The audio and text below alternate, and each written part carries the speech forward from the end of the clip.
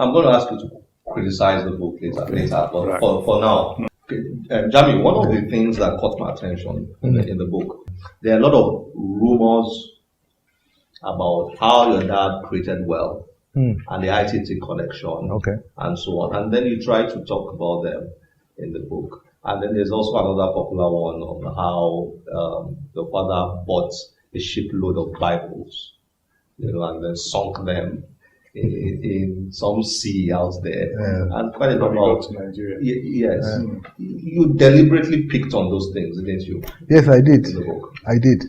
I did because it was something that he was not even happy about. These rumors you are talking about are rumors that he was not even happy about. Anybody can make any allegation against anybody, but people should also know the difference between a myth and a fact. Someone like my father, with the kind of political enemies he had in the military, the most powerful military in Nigerian history, the most powerful leaders in Nigerian history, what would it have cost them to go to the Ministry of Communications and dig out the files and tell the whole world that this man that you people have voted for, this is what he did, this is how he made his money? There's nothing that these people wouldn't have done to crush him, because for the first time there was somebody that was willing and was able to take the power from them. The shipload of Bibles. My father incurred the wrath of a lot of people, Muslims, because of the fact that he supported Christians a lot. He always building churches. If he's building a mosque, he's building a church. And people were like, come, you're a Muslim. You're supposed to be promoting Islam. Why are you going to be building churches? But my father was like, well, they are Christians and they come to ask me for help. I can't say no to them. So I think it's actually impossible for a man that is spending millions and millions of naira, which was millions of dollars then, because naira had more value than now, for him to now go and sink a shipload of Bibles. Like somebody that spent 20 million to build a church and now, goes to go and sink, Benga is money. You probably had a lot of those things. Yeah, we had a lot of those rumors. And how did you? What's crossed your mind reading? I mean, did you see a lot of those things in this book? I think there was a clear attempt on the part of Jamiu to try and address at least the key rumors, the most widely circulated rumors about MKO, and I think the book effectively tackled that. But you know what's even interesting? You see, these rumors, are actually exaggerated in the sense that people did not even believe those rumors, because if they did, there's no way that they would have voted for a Muslim president and a Muslim vice president, and Christians voted for them, the two of them. Yeah. If they actually believed those rumors, there's no way the Christians would have voted for a Muslim president and a Muslim vice president. So you can see that those rumors were not even believed. But again, you did confirm some of the rumors. For example, there were rumors about how your dad had so many children. Yes. I mean, so many children. How many children? So many wives. My father had more than 60 or 70 children. But I'll tell you one thing. I'll tell you one thing that is interesting. It's like there's nobody that is perfect. And having children at that time, to him, didn't look like something that was wrong. So as far as he was concerned, he wasn't doing anything wrong. I mean, you said here that one of the challenges he had was, at the height of his ambition, political ambition, his many wives and children became some kind of problem.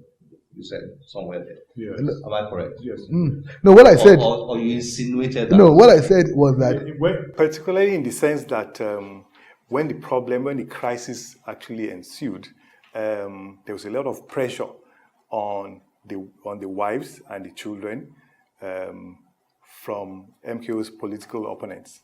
There were now quite a number of ways to hurt MKO because he had so many wives and so many children. Is that correct? What I said in the book was that he did not really have enough time to spend with his family when he was getting more and more involved in politics. Right. So his family actually suffered in terms of his absence because, he took on Nigeria as a whole from that angle. But in terms of he had 4 wives and they all live in this house with him. I mean, he had women outside and they're more or less seen as concubines. But it's not the only one that actually does that. It's a societal thing.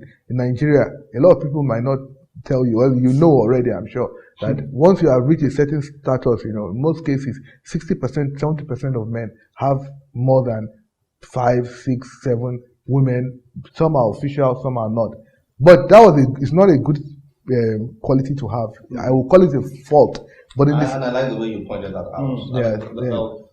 You also it also seems to me like you insinuated that he was overly ambitious politically, and you didn't state that clearly, but I felt you insinuated it, that it was his political ambition that ultimately killed him.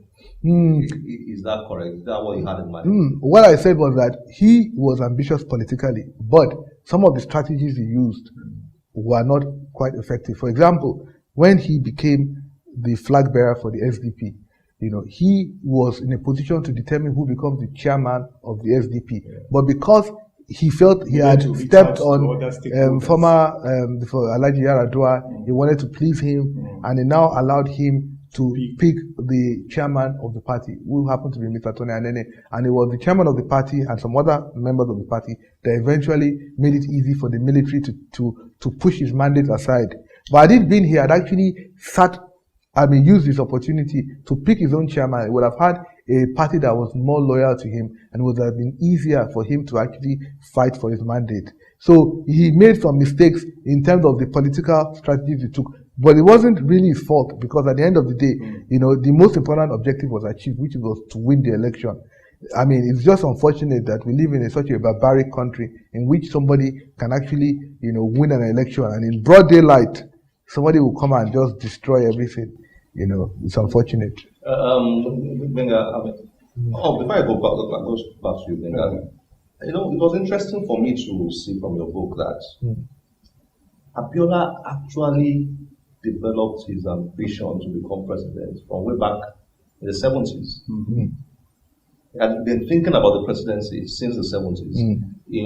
Like you wrote about how during the 1979 election, he was trying to position himself by backing Shagari, knowing fully well that in 1983 there might be a need for a Yoruba candidate. Yes. I actually believed that Shagari would serve only one term.